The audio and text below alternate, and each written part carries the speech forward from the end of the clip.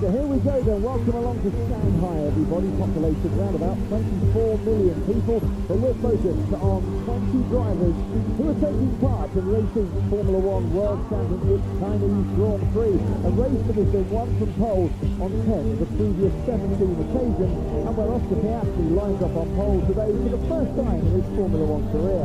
56 laps to come as the 3.38 mile circuit, and the lap records have been tumbling throughout qualifying this weekend on the newly resurfaced piece of asphalt. There are 16 corners, 7 to the left and 9 to the right, punishing the tyre compound, of which we have the C4 soft tyre, C3 medium tyre, and new for this year, C2 the hard tyre, which has moved a bit closer to the medium, and nobody has run so far this weekend. It's something of a void within the unknown for all the drivers when they get that hard tyre on.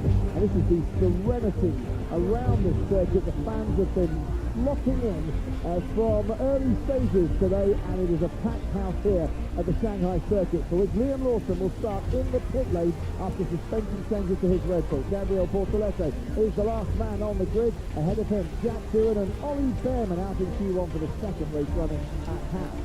16 on the grid, Pierre Gasly, both Alpines out in the first part of qualifying for the sprint and the Grand Prix. Carlos Sainz, 8th appearance here, which is lowest start in Shanghai. Two Aston Martins line up alongside each other for the second race in a row. Lance Stroll 14th and it's out Alonso 13th. We got Hulkenberg, the Sauber's highest start of the year as well, alongside Esteban Ocon, 8 places higher than he qualified in Australia. Birthday boy Alex Albon starts 10th alongside Yuki Tsunoda, Q3 for him at both Grand Prix this season.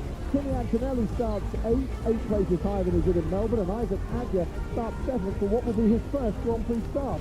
Then it's the two Ferrari boys, Charles Leclerc in 6th and Lewis Hamilton, winner of the sprint, starts 5th. Max Verstappen starts in the place nobody in the top 6 has ever won from here. That's 4th. Lando Norris is 3rd and out qualified by his teammate for the first time in 9 Grand Prix. George Russell, never previously started higher than 8th here, is on the front row alongside Oscar Piastri, the first Aussie from Daniel Ricciardo in Mexico.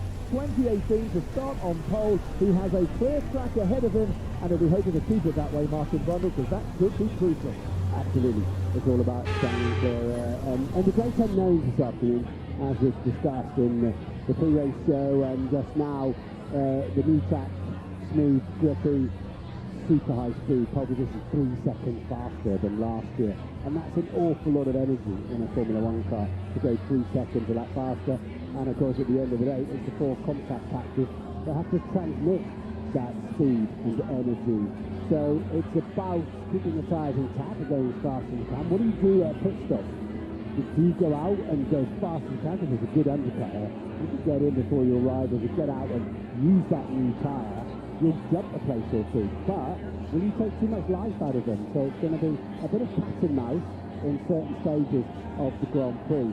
But so the first lap is super important to jockey around, get yourself positioned, and if Piastri can get out front, he can help control the race for both him and Norris in 3rd. Tyre blankets will be coming off in a few moments' time. I would imagine the majority will be starting on the medium tyre. It looks though that Lance Stroll is going to start the hard tyre along with Ollie Behrman and Liam Lawson. And every team will be watching the performance of the hard compound tyre. As I said, nobody has run it so far this weekend. Before we get the race underway, the stewards are already going to have quite a busy Sunday evening here. 4 drivers, Nico Hulkenberg, Gabriel Bortoleto, Alex Albon and Yuki Tsunoda are going to be investigated for an infringement when it came to their practice starts in the pit lane. There's a white line, you have to start ahead of that white line, and they didn't do that. Isaac Hadger didn't do it yesterday, but they have updated the race director notes since then. So it might have a bearing on the race. It could just be a fine, but they're all going to go and see the stewards. Yeah, I'm surprised that they made that error because, as you say, it came out with a final revision from the race director's notes, and it was in blue, the only change. You must go, otherwise you can't have drivers just practicing their start anywhere, any time. It has to be under control. Here's the possible race strategy. Now, last year, 3 drivers did do a one-stop strategy, including Lando Norris, who finished on the podium, came second to that man there, Max Verstappen. Are we looking at a one-stopper today? The track temperature, with a bit of cloud cover here, is coming down. About 6 degrees cooler than it was half an hour ago. Yeah, certainly changing quickly. It's 3 p.m. in the afternoon local time here, so it will continue to fall from there. And I think they have to wait and see, and as you rightly point out, the teams will be very interested to watch the progress and durability of Lance Stroll, Ollie Behrman and Liam Lawson, who start on that hard compound tyre. Now, why is it a mystery? They've only got 2 sets for the entire event, including a pre-practice, sprint quali, the sprint, qualifying and the race. And nobody's used them. They couldn't afford to track a set just to find out and give all that information free of charge to all the other teams. So that is the great unknown. 2 sets of tyres that have not been used, that are perceived to be, or fully expected to be, the best race tyre.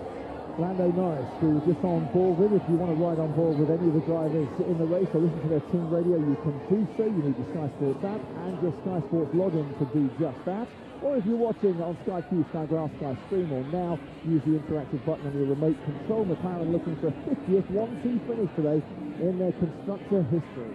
And also a timely safety car, or untimely safety car, could scramble the pack. But the reason the front runners all start on the medium compound tyre is it'll give them a couple of metres down to the first corner, half a car length of extra grip off the line, and the warm-up through the first few corners will be better. Now Piastri starts on pole for the first Grand Prix in his career. He has started on pole in 2 sprint races before, but this is a whole new ball game today. It is, but nothing seems to phase Oscar too much, does it? And that's a rare quality in a young driver. He needs to go a few centimetres further forward onto his yellow line. And Ferrari, despite starting on the 3rd row, very bullish about their chances. They think they might have better tyre wear than the Mercedes and the Red Bull, and they might be on a par with the Team McLaren. Just reminded that yellow line extended way outside of the grid box, because when you're sitting deep inside the cockpit in a Formula 1 car, as we pull up to that, you can't, of course, see the grid box. You've got to look out to the side to see where you've actually parked. We're looking to the back to see Gabriel Bortoleto, the slowest of the 2 Saubers, and make sure that he pulls into his grid box as Liam Lawson tumbles down the pit lane for his pit lane start. There'll be 19 cars on the grid. The final 2 just coming into their spots. 220,000 people. Highest ever attendance with Chinese Grand Prix. It's going to be competitive, this one, so stand by for action. 5 lights on ahead of the drivers.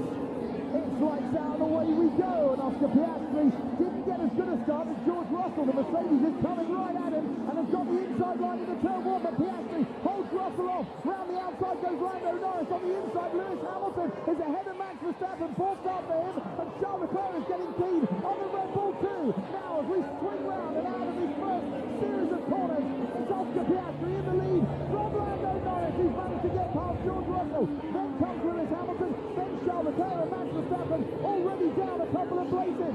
Getting squeezed a little bit is Kimi Antonelli, but they're all making their way through pretty safely as one of the Haas goes wide. That's Ollie Behrman, and Russell is not giving up the fight here with Lando Norris on lap 1. Norris did well to see Russell there, left him some racing space. Russell wants that place back. Piastri, the Speedway teams would love that. A really good team play. Pinched Russell way down so that his entry into the first corner was so tight he had to get out of the throttle, and that brought Lando Norris. Charles has a broken front wing. Contact then between Charles Leclerc and Max Verstappen, getting his elbows out a little bit. Yuki Tsunoda swapping places with his teammate Isaac Hadjar, but it looks like he's ahead now of Hadjar, and Gabriel Bortoleto had a little bit of a moment. That's why you saw the yellow flag. Piastri, though, has survived his first lap, leads by over a second. Verstappen looking at Charles Leclerc, nothing doing there, and that's Fernando Alonso trying to make a move on Kimi Antonelli on the Williams into the hairpin. Chances of Charles Leclerc hit Lewis Hamilton, and his left front wing end fence is missing. And that is not good news for Charles Leclerc. We'll keep an eye out on his car as he makes his way into turn 1, see if we can see any damage. There's Pierre Gasly right behind Fernando Alonso. Carlos Sainz is in 15th place, holding off Ollie Bearman, who's having his struggles now. Bearman through the first couple of corners, and he's been passed by the fellow rookie Jack Doohan up into 16th place. This is just what McLaren needed. They can control the pace. Of course, it's better for Piastri than Norris, given that he's driving in clear air. And what are we going to see here? So Leclerc is behind Lewis Hamilton. Hamilton goes wide and just squeezes Leclerc. Yeah, so what happened is Leclerc got on the curbs, the serrated curbs, and it just literally bounced him sideways. He had to do some counter steering, and Lewis coming in from... Well, Lewis is on the traditional lines with it, such a super late apex, but one of those first lap normal kind of incidents. But we saw Verstappen on the outside because the car nearly got away from him. DRS is now enabled, of course, on the second lap. And clear of any DRS threat from his teammate behind him is Oscar Piastri. Lando Norris up into second place. George Russell losing a place on that opening lap. Lewis Hamilton, winner of the sprint, in fourth, ahead of his teammate Charles Leclerc. We can see the damage on the left-hand side of his front wing end plate as he goes into the hairpin. Surprised Norris didn't have DRS down that straight, actually, but Russell did behind him. Oscar Piastri just eased away through the detection point on that one. Gabriel Bortoleto is bringing up the rear and is a long way detached from the rest of the crowd, but he is still running, and I wonder if that's why we've got a yellow flag. Either that or the piece of Ferrari ring, you know, there was some double yellow then. So slow down and be prepared to stop, and you need to demonstrate to the stewards that you absolutely, positively slowed down. So it's now clear. I suspect that was clearing the way for the front wing end fence. We have 20 to 30 points lost on the front. If we can survive, we wait the first stop. We kept going. We can survive, sounds like a song, doesn't it? But unfortunately for Charles, you know, it's the front tyres that have been hurting. So they talk about points of downforce. That means he'll hurt his front tyres ever earlier, which is why he won't want to get too close to the back of that Mercedes. And I wonder if that's why Norris is just leaving a bit of a gap here now, because they all, this phase now it's settled down, they've got to look after their front tyres. So Tsunoda has made up places, Antonelli has made up a place, Haas has lost a couple of places, Ocon has made up a place on Alex Albon. Alex Albon, the second winner to Carlos Sainz, staying in 15th. Liam Lawson has made up a couple of places in the first 3 laps as well. And as you rightly say, Martin, now it just tends to settle down a little bit. You manage your tyres, and it all gets a bit exciting towards the end of the Presumably that's a rear brake he's talking about there, but that's an issue to get, it's difficult to get rid of. You don't want to settle down too much if your brakes are on fire. But what he can do is move the bias forward, because obviously a part of the slowing down, you can see the blue smoke there coming from the right rear of Fernando Alonso. He can move the brake bias forward, he can lift it close to bit, so lift the throttle, let the aerodynamics slow the car down and brake later, so you brake. And now that Alonso has pulled out, he's obviously running out of brakes. There's some bad news for Fernando Alonso. 2017 was the last time and only time that he's retired from a race here in Shanghai, a track, of course, that he won at from pole in 2005. And that's Mikey, the chief mechanic, down at Aston Martin, maybe expecting Fernando Alonso into the garage shortly. Yeah, no brakes, no brakes, no brakes. That is very disappointing for Fernando Alonso, who is cruising and he is coasting to a retirement here. Let's have a look at the start again. Max Verstappen, the big loser at the start, only lost 2 positions on the first lap once last season when he collided with Oscar Piastri in Abu Dhabi. Yeah, you saw the pincer movement of Piastri then on George Russell. George Russell quite sensibly having to get out of throttle, otherwise would have ploughed into the side of one or both of the McLarens.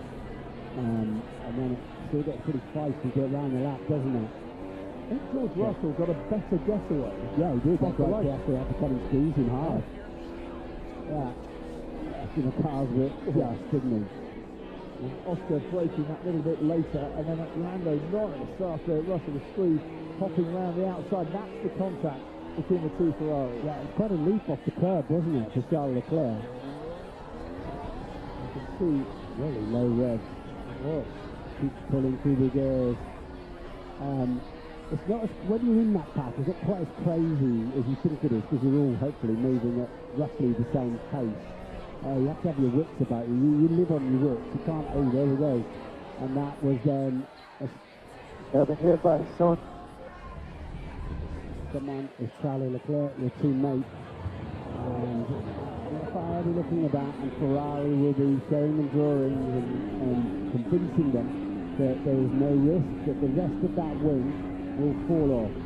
So Max is fancying a go around the outside, and he's now going to have a big old slide look and have to get out of the throttle, which cost him the place. And now we're going to see, you say that just a racing incident. it was a bit of there was a gap.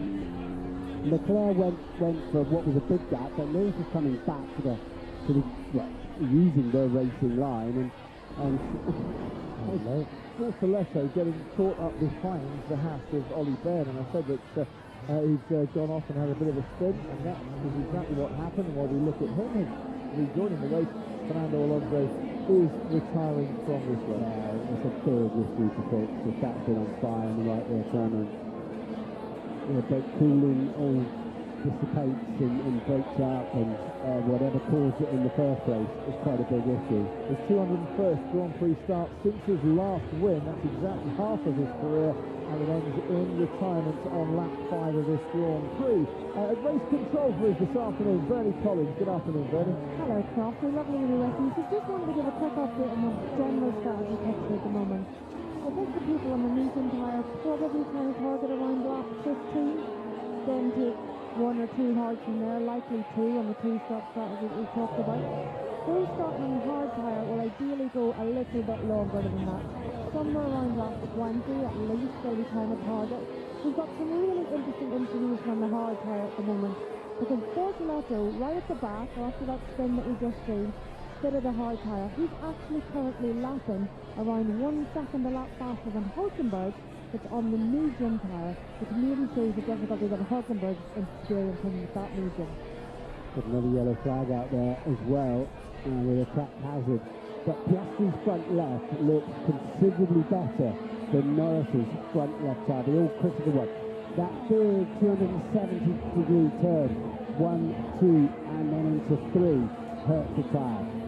So there's the long 12 and 13 onto the back straight, punishes the left front tyre. It's a clockwise circuit, and then you'll end up doing more rights than left to get back to the beginning of it, which is the main aim for 56 laps. And I think that Piastri is looking after his tyres better at the moment. It's nip and tuck out in front in terms of the gap. It sits under a second and then it goes back over a second again. I wonder if Oscar Piastri is trying to keep Lando Norris a little bit in DRS range when he needs it.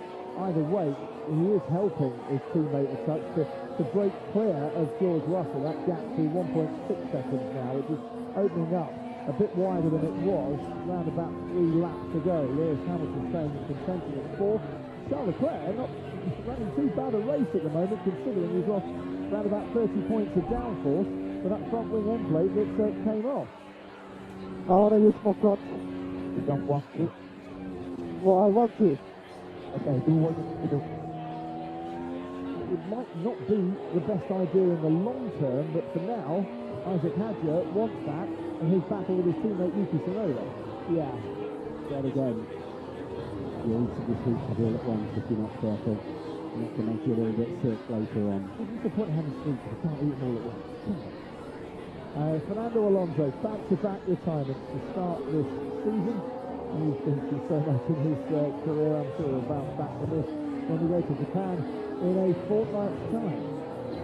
So the front line with the biggest gap in front of him is currently Max Verstappen in 6th. He's just got a 3-second gap to Leclerc. And I'd bet my bottom dollar that Verstappen is sitting there just babysitting those tyres. I just think with the pace of that Red Bull, and with Max saying it is not the fastest car, it's going to be the 4th fastest car at the moment, the one-stopper might be their best strategic option if he can make that work today. And is he driving like a man who's thinking, nursing tyres and going for that one-stopper? Could well be. Because you lose, well, you gain 25 seconds by not stopping again. You do. 22, 23 at least anyway, but I don't know, watching the sprint and knowing this new surface, I don't imagine getting, too parsimonious with tyres would be the right way to go anyway, but that is what we're here to find out. Absolutely. Lando Norris already saying that he feels his tyres are just a little bit better than they were in the sprint, and he didn't have the best of times in the sprint, given that he lost places at the start and then was stuck behind Lance Stroll in the Aston Martin. Starting to struggle a little left front. So that, on the radio, comes a little bit of a struggle for Lando Norris, and we are only on lap 8 of this Grand Prix. Yeah, getting some quickly now. You can see it, it's marked up. And so is Lewis Hamilton's now. That Leclerc too. Leclerc doesn't look any worse than Lewis Hamilton. So luckily, the problem Charles has got is if they change his front wing, that's a dozen seconds at best in the pit lane. So Charles Leclerc looks to be faster than Lewis Hamilton currently, and he's got DRS as well. So for Ferrari, maybe swapping the cars around, letting Leclerc charge down, is a good thing for the team, given that he's going to lose a lot more time at the pit stop with that front wing change. Yeah, but if they telephone Lewis, he would say, I'm managing the pace. Yeah. I'll go fast if you want me to, but I'm managing the right pace while we're still relatively laden with fuel. Remember, of course, they have virtually 3 times as much fuel in the car as the sprint car now. Yeah, I'm good. I am good. I am better than everyone. Let's relax. I am very comfortable. Affirmative and confident radio message back from Alex Albon. Speaking of affirmative and confident, hello Todd Grant. Hello Costa. Well, the first thing that Alex Albon used to do is to get after Esteban Ocon. Great start from Ocon up to 10th in the Haas. And also good start for Kimi Antonelli. That was crucial for him, for his race, to clear the racing bulls. And while they battled between them, Antonelli P7 was shadowing Verstappen. Verstappen fallen to 4 seconds behind Leclerc, even considering that broken front wing. Babysitting Max Verstappen is the theory from the commentary box on that one. We're on lap 9, gap just widening a little bit out in front to about 1.8 seconds. Who's got DRS? Alex Albon has. Sadly for him, Esteban Ocon has the car in front too. Pierre Gasly has also got that DRS advantage of about 18 kilometres an hour down that back straight, and a DRS zone that has been extended from last year by about 75 metres. Martin, on the track map, you can see the gap between Max Verstappen and Charles Leclerc and how he's falling back a bit. Yeah, is it pace or is it style? And I say, looking at late in the second half of the field, they are definitely a little bit kinder on their tyres. It's just they're lapping a second or two slower. Maybe that's because what happens is this. We're on plan B, didn't we? But yeah, we're going to assume that's a two-stopper, are we? Well, I think plan A might be the two-stopper. Plan B might be a, right, if you're going to lose time in the pit stop, we're going to try and go long here and just do the one. They mix it up, don't they? Yeah. To not give too much away and to make the commentators sound basically. The filing cabinet of strategy. Every team that has Brian Boxey, the race engineer for Charles Leclerc, who will be in touch with the strategy team, the aero team. Like this. Oh, what's running?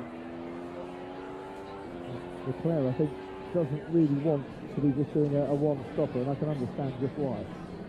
So, what is the integrity of that front wing? Do they think that can do another 46 laps? Or is it worth losing a dozen seconds in a pit stop? You can see the aerodynamic effect there. As soon as the speed decays, the downforce comes off. But when it's bending like that, it's not putting load into the tyre, of course. Absolutely. He's still behind Lewis Hamilton. He's still within DRS range as well. And the two Ferraris keeping pace with George Russell, lapping within a tenth of a second of the Mercedes driver. And it all looks comfortable. If Charles Leclerc didn't have a damaged front wing, still be in a pretty comfortable position. If Pierre Gasly comes into the pits and will be the first driver into the pits for a tyre change in this race. Too much traffic, so we stick to plan B. So that sounds then like, you're right, that does sound like A was the one stop, B is the two stop. No, I was right. Maybe I was right. So he's saying, when they say there's too much traffic, that means that if you two stop, sorry, well, yes, you two stop and then put you into the traffic. Yeah. Because he's going to lose time. Freddie, how much extra time do you lose in a pit stop changing the front wing?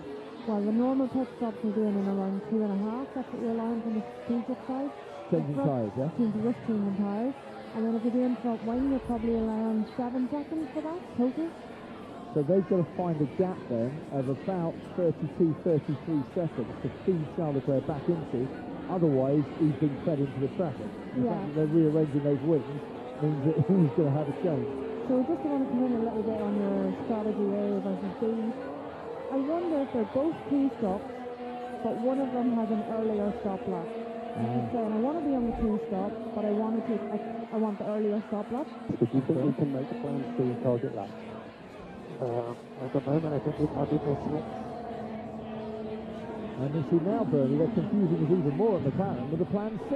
Well, yeah, the C might be the one stop, and they're basically asking him, can he go long? Can he hit that long target lap that they have on plan C? And that may be the one stop for them.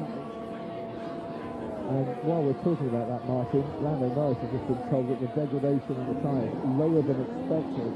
They're going to try and extend that first stint. Yeah, we're under 35 degrees track temperature now, and obviously the pace they've been running at, bear in mind they're going, 8 seconds a lap slower than pole position, 7-8 seconds a lap slower than pole position, with the fuel on board as well, of course. That's quite a big effect, but yeah, and also I wonder, looking at some of the tyres, if they're not just cleaning up, you can work through the graining, and the tyre comes back to you on the front, not on the rear. You can't bring the rears back. They're transmitting a lot of power and there's no way to clean them up really. The front, you can recover. But Ferrari, I think, will be obliged to put a front wing on that. I think they probably are. I think they probably are. Yuki Tsunoda and Esteban Ocon and Jack Doohan all came in for a pit stop. So that frees up Alex Albon, who was behind Esteban Ocon. But the undercut is pretty powerful here. And you might pay the price a little later on in the race. But if you get in before your rival, then you've got the fresh rubber to bang in a lap time when you come out of the pit and then get ahead or stay ahead in this case. And Esteban Ocon has just got the fastest middle sector on those hard compound tyres. He's absolutely flying, and Charles Leclerc is getting closer to Lewis Hamilton into turn one. So Travis, I think Ocon has lost the place to Gasly. On this, I think Ocon had a slow stop. Yes, because Gasly went in first. Yeah, the undercut. The undercut worked for Gasly. Not on Yuki Tsunoda. Tsunoda was far too far ahead of Gasly to make that work. But also we're seeing the reaction now. Kimi Antonelli and Isaac Hadjar are in as well. So well done, Alpine. Nice strategy there. Bad luck to Ocon. He's he's past now. He has got past him on this lap. As out comes Kimi Antonelli and through goes Yuki Tsunoda. So the undercut working for Racing Bulls, getting ahead of Kimi Antonelli and maybe catching Mercedes by surprise. Ocon then follows Antonelli, then Gasly, and at the back of that train comes Isaac Hadjar, who's rather lost out by stopping a lap later. Yeah, if you're new to Formula 1, welcome undercut. Means you put early in, use the extra grip of those fresh tyres to pass your rival before they pit. Sometimes it's overcut. Sometimes you're better to stay out when they pit. And his laps are good. Let's see, we take a detour turn now. In other words, am I being held up here is what he's trying to say, right? Do we not need to be going faster to further? So, overcut, your rival pits, you stay out and push like crazy and then make that work. So Lewis Hamilton will pit at the end of this lap. He's coming in now, Martin. Hard compound tyres on. He's coming in now. Max Verstappen will be coming in too. I've got an eye out of the commentary box window as they get to work on the Ferrari, and that's pretty neat as well. Lewis Hamilton, as you can see, out and just in time to not interfere with Max Verstappen who came into the pit. There wasn't it, but it was all right. But so that tells me that Max didn't have particularly great pace. He wasn't, sandbagging and just babysitting. That was That was all he got. And they're also reacting to the battle that's coming your way down the straight. I think they had to come in, Hamilton and Verstappen, and Piastri's going to be coming in too, because had they left it a lap longer, Verstappen might have found himself behind Yuki Tsunoda and potentially Antonelli and Ocon as well. Yeah, a lot of traffic, as you say, losing time, and also, of course, following a lot of cars in their dirty air. Esteban Ocon then, right. I think it's going to go one stop, 2 pits ended. Left, clearing up. Aha. Yeah. So the gaming beginning, you just work through it, it cleans the surface. It rips the polymer of the tyre, basically, like a pencil eraser. And once if you can just get through that, there's a question of how much rubber you've got left then after you've sort of worked through quite a lot of graining of the surface. Verstappen clears Hulkenberg, who hasn't come into the pits yet. George Russell, I think it's a one stop, but he's coming into the pits. And at the same time, race leader Oscar Piastri pits. So Lando Norris takes over the lead of this race, and into his pit box comes Oscar Piastri. Hard tyres going on. It's a little bit slower than you would normally expect. 3.8 seconds. He went a bit deep, didn't he? Went a little bit deep on his marks, Oscar. So this leaves Norris. To an extent under pressure from Russell, because he's going to, and that's where qualifying matters. Lance Stroll on the hard compound tyre hasn't pitted yet, and any tenth or 2/10 longer in the pit box, and Oscar Piastri was going to be behind the Aston Martin. Yeah. So this is where qualifying matters. So Piastri leads the two McLarens, gets first choice on service. So Norris does have to put him now. Ollie Behrman should make way for George Russell there, because Behrman hasn't come into the pits as yet. He's not on the fresh rubber that George Russell is, and Russell manages to get past. So Max Verstappen now sets the fastest first sector in this race. Now he's changed his tyres, and we can look at Esteban Ocon down the back straight, and the DRS starts to take effect. Which way is he going to go? Kimi Antonelli now on the left-hand side under braking. Esteban Ocon thinks, I'll have that. Thank you very much indeed. Nice move from Esteban Ocon. That was brave. Very brave indeed. Ocon did not lift the throttle despite being heavily on the grass. I didn't notice when we were riding on board how much he got onto that grass, but you'll notice it from here. There's not much traction out there. Yeah. And you also know that it's not been raining, so the grass is quite dry. If it had been raining, you wouldn't want to do that. Charles Leclerc is coming in for a pit stop, and Lando Norris just making his way out of the pits. Alex Albon on his birthday carries on to now lead the race. Piastri goes through, and it's going to be nip and tuck with Lando Norris. And Lando Norris is coming out now. Oscar Piastri goes through. Then comes Lance Stroll. Then comes George Russell on the inside. Is Lando Norris, and Russell goes around the outside. And Aston Martin really was in the wrong place at the wrong time as far as Lando Norris was concerned, and he might just have conceded a place to George Russell. He has. Mercedes have got the undercut working perfectly, but now we race towards the hairpin. Under braking, George Russell goes down the inside of Lance Stroll, and Lando Norris should clear Lance Stroll coming out of that corner, but he's got to try and get past still the Aston Martin and George Russell to get back in touch with his teammate. Yeah, that's the penalty I was talking about, of having to stay out an extra lap. Now Norris is in the dirty air of the Mercedes as well, and that's the problem when you've got a 1-2 out front and your second driver. They couldn't bring him in to stack them. They were too close together, of course, in a racing in a green flag pit stop. So that has cost Norris a position. Lewis Hamilton still ahead of his teammate Charles Leclerc, who's got a new front wing on his car, and I'm sure we'll be a lot happier with that. And we can just watch Lewis Hamilton's exploits. Liam Lawson, who hasn't pitted yet, and he gets past him going into the hairpit. Lawson in 10th place, and his teammate Max Verstappen closing in on him rapidly. Ted, down to you. I was expecting Leclerc to come in and stop for 12 seconds, but he only took 3 seconds crossing. Oh, so he hasn't changed his front wing. No, he hasn't. hasn't changed the front wing.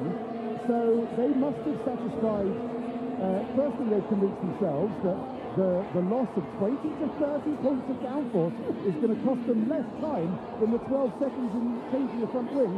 That I'm amazed to hear, A. And B, they must have convinced the FIA that it's not going to degrade any further. Who needs end plates crossing? You might as well not design them in the first place. Bad day for the aerodynamicists at Maranello are thinking, we've worked so hard on that one as well.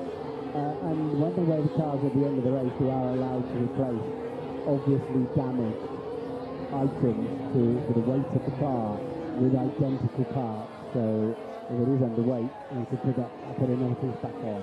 The other problem, of course, when you've got a damaged front wing, is trying to get the jack underneath and get the car jacked up. It can take a little bit longer as well. So this is Lando Norris exiting the pit lane and George Russell appearing on the scene. So Norris is on tyres that came out of the blankets at 70 degrees. They've waited to go on the tyres, trundles down the pit lane, whereas George is on hot tyres, having done his outlap. And that is George Russell getting past Lance Stroll. Lando Norris having to wait just that little bit longer. He has now got past Lance Stroll. Alex Albon leads. Yeah.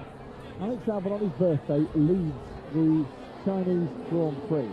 It's a probably little birthday present for him as well.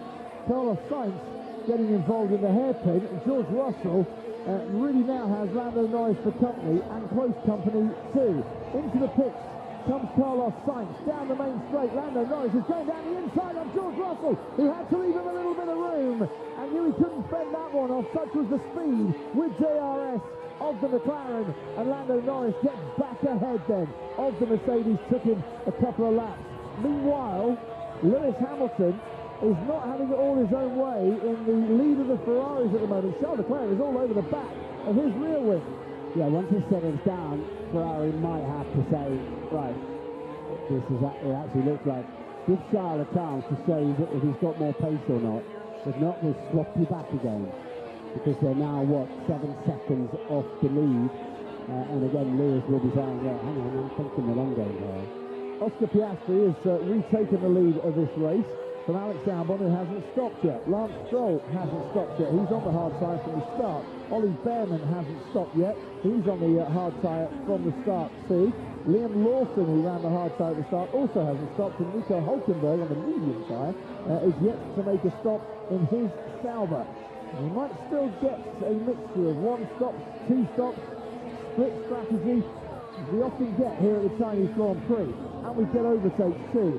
Charles Leclerc getting closer to Lewis Hamilton. There's Lando Norris behind the Williams of Alex Albon. Lewis Hamilton pulls out from behind the rear wing of Lance Stroll, and Charles Leclerc gets very, very close to Lance Stroll. If he had a front wing end plate, might make contact with him there. Stroll trying to fend off Charles Leclerc. They're racing for track position and doing a decent job out of the hairpin. Now with DRS for both drivers, has Charles Leclerc got the pace down the straight? You betcha. Into turn 1 he goes. Charles Leclerc is up into 6th place, and we can head to Bernie Collins at race control. Yes, Coffee. So just having a look at Albon and seeing what we think his strategy might be on that 17-lap old medium tyre, 18-lap tyre that crosses the line. That, I think, he's going for 1 stop. They've been talking on the strategy about plan C. So I think Albon is going to try and continue, but he's got a lot of leaders now to come past him, and that will hurt the end of that medium first stint for him. Same for Stroll, starting on the hard tyre, running a longer stint. It's very detrimental to the end of that stint on the tyres when you start to lose time and positions with these leaders coming through. And Lewis Hamilton's been on the blower saying, I'm holding them up, I'm struggling, and they will swap at the hairpin on this lap down at turn 14. They're currently going through turn 12. That's good team play and fairness from Lewis Hamilton, assuming that's what happened. But Leclerc driving like a man possessed. And Lando Norris has lost about 7 tenths to his teammate Oscar Piastri on this lap, while he's behind Alex Albon. Not going to be behind him for much longer, I wouldn't have thought. Breaking into the hairpin, Norris finally gets past his old mate and rival Alex Albon, and into 2nd place. There's Russell hanging on there, isn't he? Yeah. You know what? So are the 2 Ferraris, aren't they? They're not that far behind. No, they're not, and still Lewis Hamilton's ahead of Charles Leclerc. That didn't happen at turn 14, did it? No, it did not, and actually Lewis looked to be a little bit further ahead of Charles Leclerc going down the main straight than he was on the previous lap. So, plans, but not executed so far for the two Ferraris. And look at that gap. I said Norris had been held up on the previous lap. Piastri to Norris now, 3.5 seconds. 40. I know when he's closer. Yeah. Okay, so that was an instruction to Lewis, and that wasn't something Lewis came up with, and he was like, all right, well, get on my gearbox, but of course, he can't really, probably because he won't be able to follow him closely enough through 12 and 13, especially with a wonky front wing. Well, Lewis is going to have to slow down a bit to make that swap work, and that's not always ideal. Big gap now between the two McLarens, that round of pit stops, even with a slower pit stop, and he might have been held to Oscar Piastri just a little bit to allow George Russell to come down the pit lane. It's not worked out too badly for him, judging by the way that this stint has started. Inch by inch, he's 10th and another 10th, edging ahead of his teammate. George Russell has DRS on Alex Albon as he bids to get back. You can't get a guy ahead, he goes. I expect. Right now I'm closing up a little bit. Okay, understood. I think in a minute Hamilton's going to get some DRS behind Alex Albon. Well, I think what Lewis is actually doing is I'm catching George Russell. So, you know, I'm doing all right now. And finally then, Alex Albon picks from a fine first spin. Yeah, and the first Williams driver to lead a Grand Prix There we go. for nearly 10 years. Do we want to swap these laps, swap now? I'll tell you when we can swap. Turn 1 seemed like a decent place to swap it without too much fuss. Out goes Alex Albon. Back into the race once again. And he'll find himself behind the Alpine of Pierre Gasly, down in 14th place. That's Lewis kind of saying as an early statement of like, I need to catch her out there. I'll make those calls, thank you. But I do understand it was Lewis who came on the radio first, and let's think about something because I'm struggling a little bit. Now it's Lewis getting the turbulent air, but the way Leclerc's been flying along, the sense is going to, at this phase of the Grand Prix, pull a bit of a gap out. It cut that bit of wing off. Yeah, quite. I was just saying the two Ferraris at the moment, Martin, are about a second faster than George Russell. You mentioned this a couple of laps ago as to how they're gaining on the Mercedes there. Yeah, and also it was very lucky that and fortunate that Lewis didn't get a puncture where he got a whack from that front wing fence on the first lap. I think they're saying in China red is the colour of joy, success, celebration and luck as well. So he's got the right paint job on his car for this weekend. And we see Isaac Hadjar behind Kimi Antonelli. Antonelli here in the Racing Bull, who was the one that lost out when they all bundled in Tsunoda, Ocon, Antonelli, Hadjar and Gasly for their first pit stop. Ted, let's head down to you. A couple of things from down here. First of all, going long has cost Alex Albon a position in terms of putting him behind Pierre Gasly now, but of course will give him the better tyre life to try and attack the Alpine. By the way, Albon got his mediums frosty 2 laps longer into the race than Lawson could get his hard tyres. Really? Yeah, so Liam Lawson not making the hard tyres work for him. On the other side of the Red Bull garage, Max Verstappen past Lance Stroll now, so cleared the Aston Martin going long.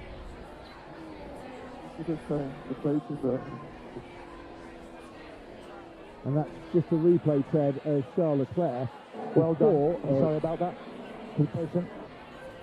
Before they got the swap on, Charles Leclerc's pace is still pretty electric. Ted, carry on.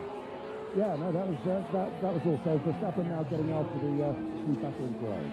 Verstappen on a pace that in the last lap was about 1.6 seconds faster than Lewis Hamilton, but that might have been a swap lap.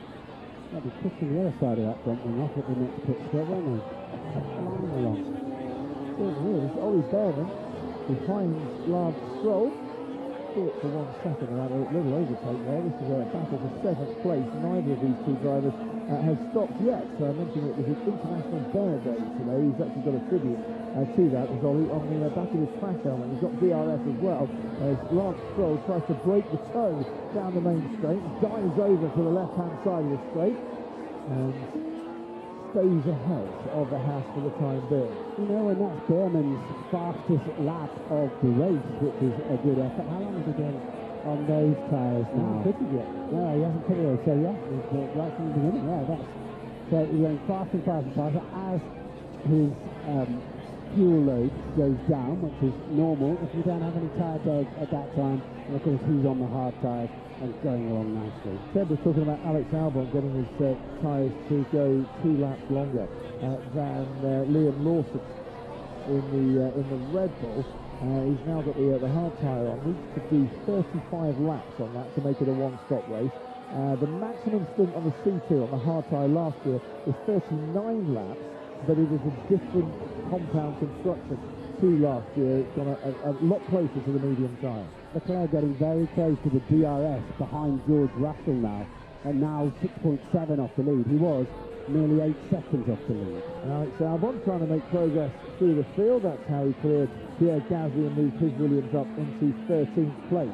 Out in front, the gap maintains with about 4 seconds between Oscar Piastri and Lando Norris. George Russell running in 3rd place.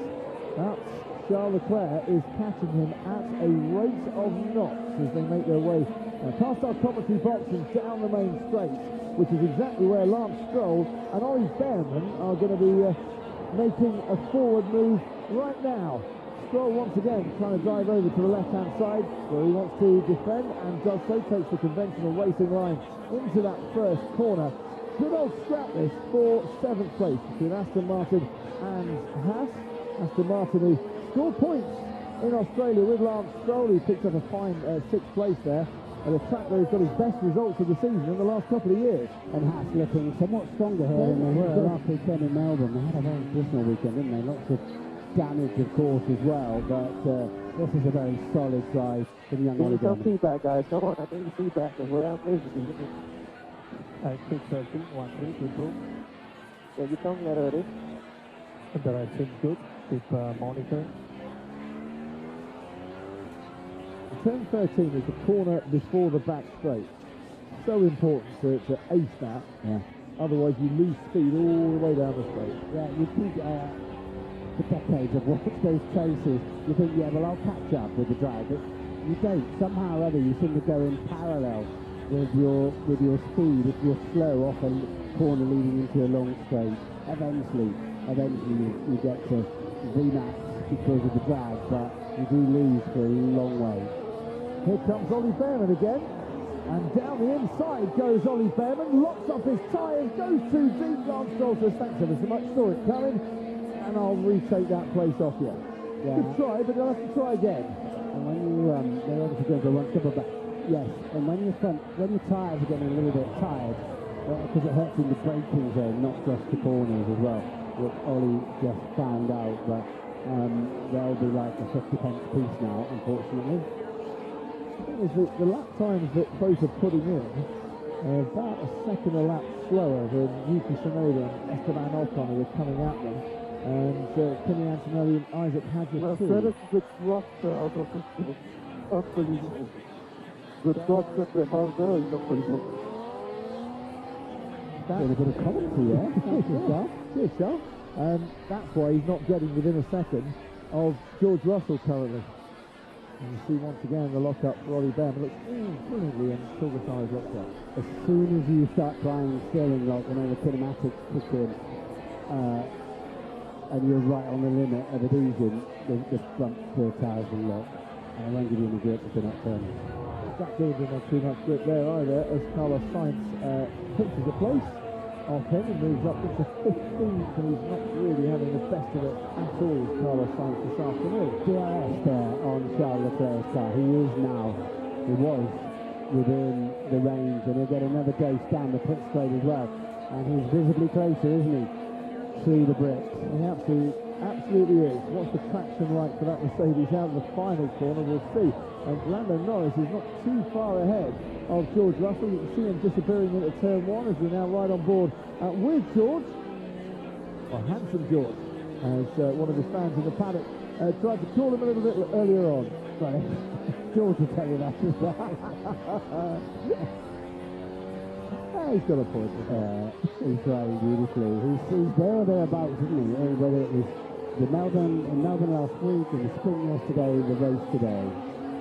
So, lap 26 of 56, 4.1 seconds between Oscar Piastri and Lando Norris. George Russell is about 1.8 seconds back on Lando. Charles Leclerc is within DRS range in fourth, and Lewis Hamilton just dropping back a bit behind his teammate Charles Leclerc now that Ferrari have swapped their two cars around. Bernie Collins, let's head to you at race control. Yes, just to pick up on the stroll down and discussing that fight that you're talking about there, Coffee, they've probably got another 10 laps to do before they could put a medium to the end. The longest stint we've seen on medium was only 20 laps, and even that didn't look that strong towards the end. They've got another 10 laps of that battle. Just a bit of information from Norris's video. Norris has been told about the cars that you've been discussing, Russell, Leclerc, coming... Let's take collection. I think they think Lance Stroll is veering and weaving a bit down the main straight, I would assume. Back to you, Bernie. Yeah, so Norris has been told about Russell and Leclerc pushing on behind him. He's been told he needs all the pace in the car, even if that means going flat out. So wonder what's there to see how that progresses on the hard time. And just very quickly, Bernie, a lot of people, if we watch Charles Leclerc now, a lot of people will be waking up, scratching their heads and thinking, how is it Charles Leclerc's got that much more pace than his teammate, even though he's got a lot of his front wing missing? Yeah, it's an interesting one. Maybe it's something to do with how it's managed to balance the car out. That front lap has been crucial here, so it is interesting with the lack of downforce on what we've been doing with that side, but he's still fit to keep that tyre going. Thanks ever so much, Bernie. We assume it's still legal because race control haven't said anything about getting rid of that front wing. Talking of getting rid, Ollie Behrman's got rid of his hard tyre. This is the action that they've taken at Haas. They put a set of mediums on, and he's back into the race in 17th place. Yeah, it's worked well for him to get it that far into the Grand Prix. And yes, if they weren't happy with the Ferrari, they'd be showing him the black and orange flag with saying your car's unsafe, you must pit. And if you don't pit, they'll show the black flag and you're out of the race. Which we don't want to see. Gabriel Bortoletto's been pretty much out of this race since the first lap, where he had that spin and a trip into the gravel. Comes in for his pit stop and back out to round about where Max Verstappen is on the track. Round about where Oscar Piastri is going to be in a few moments' time. Nice clean air, but Bortoletto a long way back. He hasn't been lapped yet, but he is a long way back. And you know that flat-out message to Lando Norris has just responded with the fastest lap of the race. And he's brought that gap down now between himself and his teammate, Oscar Piastri. Well, Leclerc holding on best he can through turn two. You can see how much of a fight it is. So what McLaren will be thinking of there is they need to make sure Norris is not at risk of an undercut again. Yeah. So they need both their drivers up the road and buy him a little bit of time, because they can't put them at the same time. So that'll be what they're nervous of if there's another, when we expect another range of pit stops. But Stroll is 27 laps on his tyres so far. He's finished Charles Leclerc 5th and 4th in his last two Grand Prix here in Shanghai, so it's pretty obvious, isn't it, with the numbers? He'll finish 3rd today. Right, let's head down to the Haas pit wall. Ayo Komatsu is joining us for the weekend. Ayo, great to have you with us. Talk us through your race so far. Esteban making gains in the early stages. Yeah, I think he's been pretty okay, and then Esteban managing tyre as well. Yeah, absolutely. Getting your pit stop timing absolutely right. So talk us through Ollie Behrman. Did you want to go a bit longer on the hard tyre or not? No, I would like to use some of that pace and pace. He's driving very well. He was a bit kind of frustrated, I think, behind Lance Stroll. Can he go to the ends on these medium tyres? That is certainly the target recently, Cam. Fingers crossed, and good luck to you. Thanks, Ayo. We'll be back with you a little bit later on. Cheers, thank you. That undercut threat. for Lando Norris to George Russell. He might just be out of it now with a couple of really fast laps. Yeah, it is. You want a bit more than 3.2 seconds, though, with 2.8 seconds, I should say, for another fastest lap for Lando. And sadly, no World Championship points for that this year because obviously they're very expensive to just hand out. So I think the FIA made a bit of a boo-boo on that one, Martin, because obviously your entry fee that you pay is dependent on the amount of points you get. So that's 24 times a point that they're not going to get an entry fee. Yeah, I don't know who actually decided that, but it was decided. Yeah, they've obviously got too much money at the Place de la Concorde. George Russell in third. We can see the view from his rear wing. Charles Leclerc's dropped back a bit now, and I wonder have his tyres taken a bit too much punishment in trying to overtake. And I know we've asked for the car ahead to help you. That's Oscar Piastri. Oscar, so in other words, get on with it a bit, Oscar. Oscar, use some of your pace as well. We need to get you both well clear of an undercut or a scrappy pit stop. Ted. And that is how we know that they're going to two-stop, don't we, Martin? It's coming up in about 3 or 4 laps' time, the window opening for the second pit stops for those at the front. Just a quick one on Kimi Antonelli. Only his second Grand Prix, but already he's learning the nightmare of being undercut by people and then caught in a DRS train. So he got undercut, as we said earlier, probably by the Racing Bulls of Yuki Tsunoda. Ocon ran ahead of him, and Kimi lost a couple of places in that opening phase. The stint is now in 10th and just stuck really behind the Ocon Tsunoda battle. And Stroll, he still hasn't kicked it. Stuck in defending with Isaac Hazard. He's right on his tail currently. So running 19th and currently last. Bortoletto, I should say, just done the fastest lap of the Grand Prix. It's a brand new set of tyres, mate, to do. That's why they would dearly love to make another pit stop here so they can push that little bit harder. McLaren are telling Lando Norris to target a 4-second gap between himself and George Russell, just to cover off the threat and any threat of an undercut. The thing is, if he keeps pushing the way he is, he's going to start getting affected by the turbulent air from the car in front, which is why they probably told Piastri they're going to move on too. Yeah, so what they're nervous of is that Mercedes puts Russell, their axle locks, like pulling the handbrake on, that's costing some metres, hasn't it? He's been damn dear on the brakes down into turn 14 the last few laps, and basically, yeah, downshifting, braking hard, the energy recovery, and it locks his rear wheels. So like when you pull the handbrake on, when the handbrake works on the rear brake, yes, to lock them down. So there's the two McLarens, as I mentioned earlier, going for a 50th 1-2 finish in their constructors' history today, and they're more than halfway on course to do that. George Russell in third for what will be the 300th podium in Formula One history for the Mercedes team. Charles Leclerc will come back at him, I'm sure, again, because he had the pace earlier to try and challenge that podium. Lewis Hamilton, a little bit detached from his teammate running in fifth, as we watch Ollie Bearman making a move, an attempt to make a move on Liam Lawson. It's the old swapperoo, isn't it, for Ollie Bearman, and he rather gets Liam Lawson with ease there, going into the hairpin, or coming out of the hairpin, and takes that 16th place as Lawson now comes into the pit. So maybe he was struggling with his tyres. It's a little bit disconcerting there, because somebody coming into the pit doesn't brake and accelerates into the last corner, and it can drag you in if you're not careful, if you're behind them. So Lawson pits. I was going to mention his teammate Max Verstappen, who we have barely mentioned in this race. Such has been the lack of pace, really, of the Red Bull. And that shouldn't come as a surprise, because Max has been saying that all weekend long. Yeah, he has, but I didn't expect it to be this slow in the race, to be honest. But yes, you're right, he's been telegraphing that big time, hasn't he, Max Verstappen?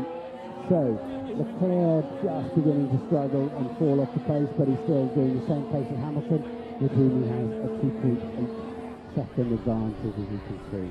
Well, let's just have a little look at this move for Ollie Bearman on Liam Lawson, who took it straight after it. Lawson moves to the inside.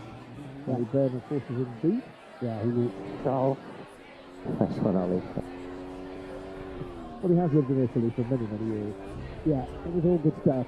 Lawson moved late, but not too late, and Behrman worked out immediately he was going to be pincered into the corner and wouldn't have enough steering up when he got there. So Behrman moves up then to 16. And the gap out in front, 2.5 seconds, Piastri and Norris. But where McLaren will be pleased is that Norris has now got that 4.5 second gap back to George Russell. Yeah, as I say, if Mercedes pulled the pin, it would be Piastri pitting the next lap, and then Norris 2 laps later, of course. Yeah.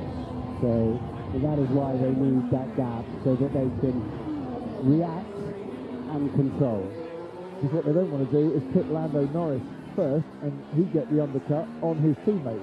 If you remember back to Hungary last year, caused something of a kerfuffle, that one. It did. On board with Ollie Behrman, Jack Doohan, fellow rookie, is the next car ahead, and Behrman is on a fresher set of tyres than Jack Doohan, has been running those hard tyres for the last 20 laps. Mediums for Ollie Behrman. You don't often get to go around the outside of anyone at turn 7. He just has to back off a little bit. Plan C. So can you tell him to just speed up a little bit, because I'm in a bit here. He kind of signalled that a couple of laps ago. And Oscar Piastri has not necessarily responded he's gone about 1/10.5 faster on the last lap. Not sure that's enough. Yeah, there are some circuits who go to in qualifying, they want to be at least 7 seconds behind the car in front to ensure they're not in some kind of disturbed air from the car in front that's sort of punching a big hole in the air. Jack Doohan moves over to the right-hand side. Ollie Behrman saw that coming, keeps within the toe. He's got DRS as well, under braking. He's going to brake last into the hairpin. Once again, Ollie Behrman forces Jack Doohan to go deep, and I'm sure it's Chow Part 2 for the Behrman, as he makes his way up now into 15th place and gets a round of applause from his teammates in the garage. Yeah, this strategy, he didn't pit, of course, Ollie Behrman until lap 26, I believe it was. It was indeed. So he's got a lovely offset, much fresher tyres than those that pitted 11, 12, 13, that kind of range. He's trying to go to the end of the race on those medium tyres. There's Liam Lawson, who pitted just a few laps ago. The car ahead of him is Nico Hulkenberg in the Sauber, and at the hairpin, Lawson gets the move done for 17th place. There's no doubting Liam Lawson can overtake. His qualifying that has been the issue in a car that he's still struggling with to try and get those tyres into a grippy window for a fast lap. Yes, he should be better, shouldn't he? And he knows Suzuka very well, the next Grand Prix. He knows it well from racing there. So that's Liam Lawson's chance to reset, to get it back under control. So far, the hard looks like it's robust. George behind has been told he's going to the end. Yes, to try and save around about 22 to 24 seconds of race time by not having an unnecessary pit stop. Might be struggling a bit towards the end, and that might be what Ferrari are hoping, and Charles Leclerc just sitting back a bit, waiting for the latter stages, which you often get at Shanghai, Martin. It's a track where patience can be rewarded. Yeah, and this is why they needed to build their lead, so they can react to what the others do and control it. So, if, for example, if Piastri pitted now, he'd come out in 6th place behind Verstappen. Right, Isaac Hadjar is going to try the undercut on those cars ahead of him. This includes Kimi Antonelli and probably involve Alex Albon too, and Esteban Ocon and his teammate Yuki Tsunoda. Into the pits he comes, nice gap that he can feed into behind Jack Doohan and one in front of Liam Lawson. Meanwhile, both Ferraris have been told it's Plan C today. Today is the day for a Plan C. Is that the one? Plan B or Plan A? We don't know the code. As Bernie, right, this phase of the race is just a bit about patience. Then if we've got fuel and stuff later, we can have a go. Have a race. So they start the race under fuel, expecting a safety car, something going on, and then they manage it. If not, you don't want to carry, as I said last week, you don't want to carry 5 kilograms of fuel around that you don't use. You might as well go home. You've got to. So they fuel them thin, and then, but if the pace is hot and there's no safety car, then not emergency stations, but it's like sort it out. Well, I was going to ask, this track being resurfaced from last year, we've seen the lap times come tumbling and the speeds going up. That can have quite an effect on their fuel calculation. It can. They will have known that from obviously from qualifying and practice sessions. And then, of course, they have to have a litre in the tank for the validation check for the FIA at the end of the Grand Prix. And if you don't, you'll be disqualified. As Racing Point found out, pushing the podium with Sebastian Vettel in Hungary a few years ago. And George Russell can see just about the McLarens ahead of him. Weather update. Small risk of rain. Last 3 laps up to class 1. And there was us thinking we'd get a dry race here today. But that's been on McLaren's radar all day, that slight risk of rain towards the end of the race. Got to say, Martin, it does look a tad cloudier than we've seen earlier in the day, and the track temperature has come down quite a bit as a result. It's now 33 degrees. So we were at 42 degrees just about 10 minutes before the race started. We've come down now nearly 10 degrees Celsius. Next up the road for Ollie Berman is Carlos Sainz, who's had a steady old weekend, hasn't he, Carlos? It's not igniting for him at all. We've also got Lance Stroll on the left-hand side of your screen. We're pointing out we're on lap 36 of 56. Lance Stroll hasn't come into the pits yet. And he's actually putting in fairly respectable lap times as a result. Somewhat Berman down the inside. Sainz saw that one coming and tried to defend it in the way that Ollie Behrman has attacked in the last couple of laps. But Behrman is wise to it. He's got better traction as well. And now the inside line going into the final corner. And that's another move for Ollie Behrman up into 13th as Yuki Tsunoda pits. Now again, he's got that on rinse and repeat today. Yeah, they're a great little overtake as well from the 18-year-old. Yeah, enjoying himself a lot better here than he was in Melbourne. Tsunoda comes in for a second pit stop and back out onto the track just ahead of his teammate Isaac Hadjar, despite Hadjar setting the new fastest lap of the race. They're a long way down the field though, aren't they? So, what are they? 15th and 16th. So they'll need to use all of the grip of those tyres in the remaining 20 laps. Well, they'll be expecting a lot to pit in front of them, or if they don't pit, then they know that there's enough laps in hand to go 1.5, maybe 2 seconds a lap faster and pick those places up. If they don't pit in front, if they do decide this hard compound tyre is lasting remarkably well, and every time I've seen one on a leading car, the surface has got that lovely dull sheen on it. They do not look ugly like the medium compound tyres. No, but Hadjar did a 1:35.8 on the last lap, so instead of the fastest lap. Albon did a 1:37.4, Gasly did a 1:37.4, Behrman did a 1:37.7. You know, and Antonelli and Ocon also in the 1:37.7. They're the ones they're racing against. Now Max Verstappen starting to come back at Lewis Hamilton as well for 5th and 6th. Good pace now, Max. Best race ever. 20 laps for me. Just about to say the same thing, to be fair. Stroll finally pits, gets rid of those hard compound tyres. Watch for a charging Lance Stroll. I don't think these Lindy bandits are going to come in again, are they? I think they're going to eat these out to the end. It's too much of a risk to come in. You lose too many places. And whilst overtaking is possible, it's not been necessarily very easy so far this weekend. Yeah. So, odd, isn't it? In the sprint, it was Hamilton, wasn't it, from Verstappen initially. And then today's race, it's a bit like Qatar last year, isn't it? So the sprint significantly different to the race. Which is brilliant. And you get 2 very different races for the price of one. 6 times a year, don't forget. The first sprint here, we now go to Miami, Spa, Austin, Brazil and Qatar for the 5 more sprints this season. And look, in 2 laps, Verstappen is going to be all over Hamilton, but he's not. Because Lewis Hamilton is pitting. Ted Kravitz, let's head down to you. Yeah, so if the others try to one stop, then Lewis will be strong at the end on newer tyres. Ferrari get to work.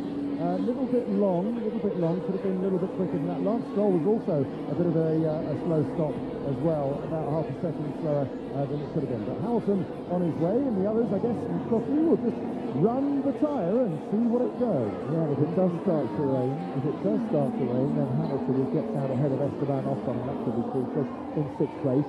The new tyres will give you a benefit if the rain comes down. Or, of course, a safety car now, a full safety car that is, not the virtual one, would put Lewis right on the back of the crocodile with much better tyres. So as he comes out, Lewis Hamilton is in 6th place, and he's a long way behind Max Verstappen in 5th. But we'll see, as the sector times pop up on our timing screens, how much quicker he can be on the brand new set of hard tyres, as compared to Verstappen, who's been running those tyres for 24 laps now. Meanwhile, Ollie Behrman, who's had 11 laps, a joyous overtaking, racing, and cow waving to those that he's overtaken, is now hot in the heels of Pierre Gasly. That's a smart move by Ferrari. Hamilton, Lando, from what we can see, our front left is a little bit worse than Oscar and Russell. Yeah, I like I see the first little bits of raining, but it feels okay for now still. Okay, let's just be patient still, alright?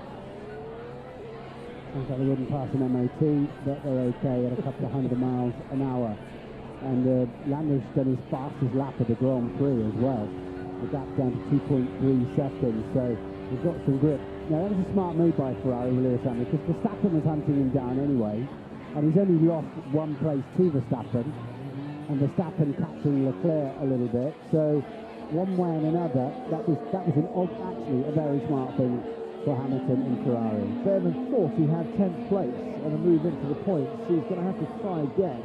And he has got DRS to help him down the main straight, because Gasly defended that very nicely indeed in the Alpine. He'll dive to the inside now, Ollie Behrman.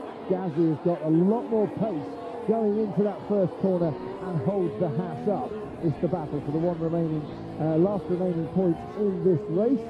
And Ollie Behrman is looking very racy indeed on fresher tyres. He's not worried about graining today. Why, Martin, for those waking up in the UK? How's the tyre office? Can we do Plano? I think it's good for them. He's got it. Yeah, you should know what their plan is. Yeah, why would graining be an issue to these drivers today? What does graining do to a tyre? It just rips the surface as the tyre slides across, so the mechanical grip and the grip of and the lateral loads you put in them, the grip of the tarmac, just rips the polymers, rips the compound, rather than just generating grip. Now they might be graining up a bit as actually the track temperature is dropping now. We're a full 8 degrees cooler than the start of the race. But as we saw earlier on, even with the mediums, they will come back to you a little bit as well. So it is literally just tearing it's not rubber really, but let's call it rubber for now, tearing the surface. Here goes the Haas again. Pierre Gasly's got him covered, but on exit from the hairpin, Ollie Behrman's got his foot down, and he's going to try and race it to the final corner before having to back out once more.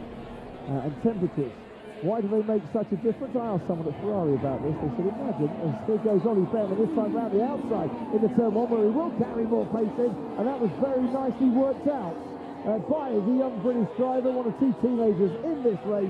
He's up in the 10th place, and Pierre Gasly would probably say bravo. Well worked out, even though he'd be slightly disappointed to have lost the place. Yeah, I wonder if he'd gone the wrong side there, because he looked like he got the inside, but he was confident enough to just look at left and power on the optimum line into the first corner. Nice job. So that's both Hasses then in the points. What a difference a week makes after their trials and tribulations in Australia. So again, Behrman smart here. He didn't try to fight the impossible, and then he's got good drive out of the last corner, DRS as well, medium compound tyres, and yeah, then he just sweeps into the first corner. He's already made the move actually. Time he gets there, sweet. Looking very much more like the driver who picks up points with two different teams on his first two Grand Prix starts, to be the first driver in the history of the Formula 1 World Championship to do that, is Ollie Behrman this weekend. Hamilton has just set a new fastest lap. He's now closed that gap to 18.5 seconds to Max Verstappen, and plenty of time for him to get that down to parity and get fifth place back again. Yeah, it's not quick enough at the moment for Lewis. The leaders are 36.0s, low 36s. Lewis mid-35s, that's a second a lap. And he's 36 seconds off the lead and 18 seconds off Verstappen. Yeah, you're right, he might get back to Verstappen, but he's got to keep pumping those kind of lap times in, at least, and he's already faster in the first sector. Mr. Kravitz. It really depends on what the hard tyres do, doesn't it, Martin? So things that you might wish you could predict. Next week's lottery numbers, and at what point these hard tyres that, well, in the case of Norris, Piastri, have done 26 and 25 laps, at what point are they going to start to get really slow as racing tyres? Lewis Hamilton is going to hope that both of those things, well, if they do go off, not only Verstappen's but also Leclerc's, Russell's, Norris's and Piastri's, you might win the lottery and get past them all. But otherwise, if they don't get off and don't go off and hold their pace they've got at the moment, then Lewis is going to be stuck in P6. He is, but yeah, as you're saying, Ted, we have to wait and see. Lewis is pumping in the sort of laps, the sector times he needs to do. But if they can stay around 36.0, 36.1, the leaders, it'll be tough for him. But you're right, if they start to fall off the cliff, as we call it, and Norris has just had a scrappy lap with a 1:36.6, leaving 6 tenths to Piastri. We're trying to go, if you're one stopping, longer on the hard compound tyre than the maximum stint from last season, which was 39 laps in this Chinese Grand Prix. Piastri, for instance. This is top pace now, Max. Here you go. Piastri has been on his hard tyres for 27 laps, so they'll all be going over that 39. As Verstappen has been biding his time because they second-guessed what Ferrari might do, and they knew what they needed in terms of lap times to fend them off, I wonder. Max is on the leader's pace now, so I'm wondering if that Red Bull is handling better on low fuel. Yeah. If that's the difference, because he definitely was struggling in the beginning. He did not have any more pace and pitted quite early, in fact, but now he's down to 4 seconds behind Leclerc. Jack Doohan has Yuki Tsunoda right behind him. There were 2 racing bulls that did stop for a second time, and now starting to get onto the tail of the drivers in front of them that only stopped the once. And this is where we'll start to see whether a 2-stop versus a 1-stop is the better idea. Lance Stroll is also gaining now on Carlos Sainz as he stopped for just the once. He went longer than anyone else on the hard tyre, and he managed 36 laps from the start. And next up for Ollie Behrman is Alex Albon in the leading Williams at the moment as well. Behrman catches him reasonably quickly on the last lap. Out in front, still that 4-second gap between the leader, Oscar Piastri, and his teammate Lando Norris. There goes Lance Stroll towards the hairpin with DRS, can't quite get past Carlos Sainz, and Yuki Tsunoda will get frustrated behind Jack Doohan. But those two are going to have Isaac Hadjar right on their tail in a couple of laps' time as well. And there's still a possibility of a little bit of rain. Class 1, some drops, drizzle towards the end of the race. As here goes Lance Stroll into the first corner. Carlos Sainz knew he wasn't going to fight that one off, given that Stroll had much better grip, and the Aston Martin up in the 12th place. A second steady lap for Lando Norris. Is he beginning to struggle? He's already 5 tenths down on Piastri on this lap too. Norris looks like he might be the first one to start running out of grip on his lengthy run on the hard compound tyres. And has he been on his tyres for what, 1 lap less than Oscar? Yeah. 1 lap less than Oscar. Yeah. Let's see what it comes over the line. Yes, another 6 tenths Norris has lost, but at a half second to Russell behind him. Norris needs to find some pace, the championship leader. Lewis Hamilton, about 7 tenths of a second on the last lap, faster than Max Verstappen. That needs to be up now to just over a second as we go towards lap 56. Right, we're on board with Yuki Tsunoda, car number 22. Yuki Tsunoda, who retires from his one and only Chinese Grand Prix. Last year, started 19th, didn't have the best of things. Just keep it up, Max. Obviously everybody's trying to hang the tail now. Don't know what can happen at the end. Indeed. Tsunoda trying to score points and getting past Jack Doohan. up into 14th. Carlos Sainz next on the road for him to get past. And they're running a lot of tyre pressure in these at this circuit, and it helps the integrity of the tyre. But we have seen problems in the past where they really extend a run on a set of Formula One tyres in terms of can they take it? Well, we'll see. Alex Albon has just put his best lap of the race in with Ollie Behrman catching him. Pierre Gasly has just put his best lap of the race in with Lance Stroll catching and overtaking him. Gasly, with Lance Stroll on his tail. Stroll getting past Carlos Sainz, and that's the gap there between Charles Leclerc in 4th place and Max Verstappen in 5th. And it's Max Verstappen starting to gain a bit on Charles Leclerc.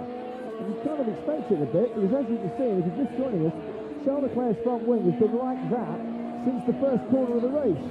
He and Lewis Hamilton got too close to each other. Hamilton made contact with the other Ferrari and there disappeared the front wing end plate. To be fair, Leclerc made contact with Hamilton, didn't he, jumping off the curb.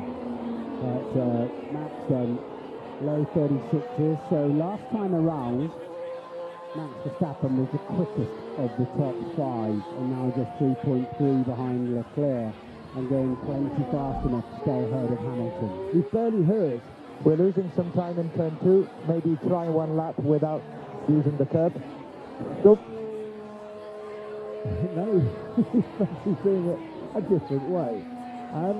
We haven't heard really from Oscar Piastri much in this race. We kind of envisaged that he's cool, he's calm, he's collected out in front, and he's thinking about just banging in some consistent lap times as he has done throughout this race and coming home for what would be a 3rd victory in Formula One. But we don't know, and we haven't seen his tyres for a while either, as on board into the first corner we go with Isaac Hadjar. Jack Doohan is the driver in front of him.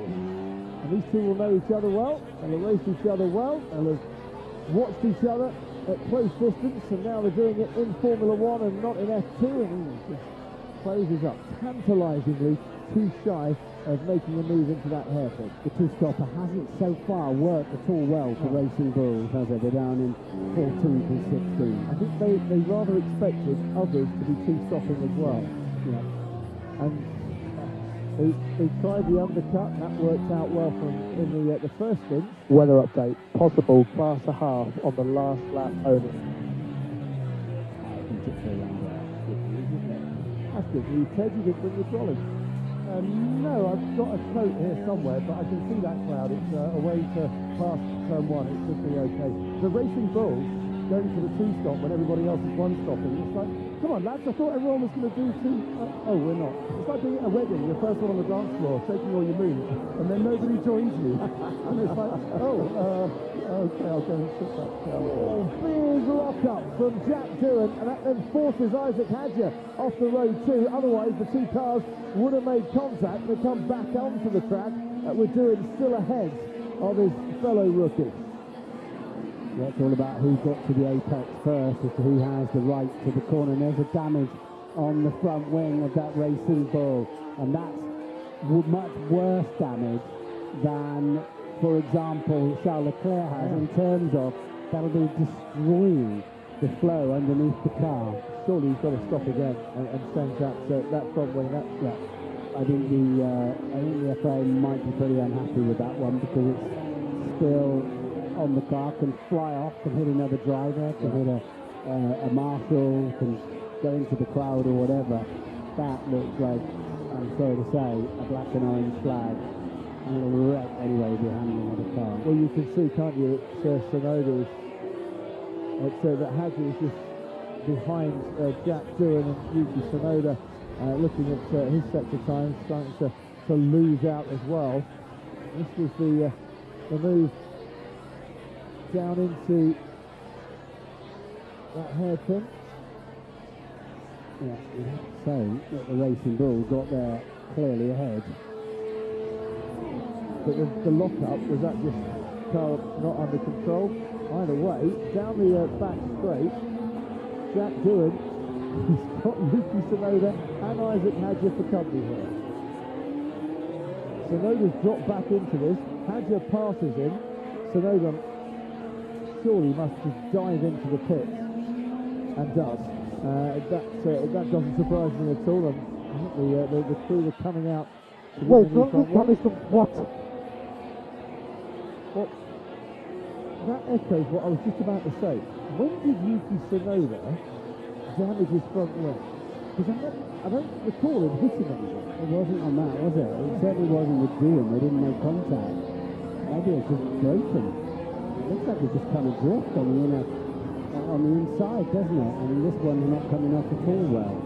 No, not at all. And look, yeah, it's just broken half.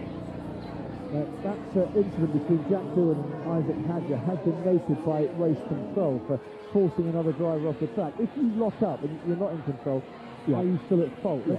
Let's have a look down the... there, it just broke under load on the straight. Wow. Yeah, that's highly unusual.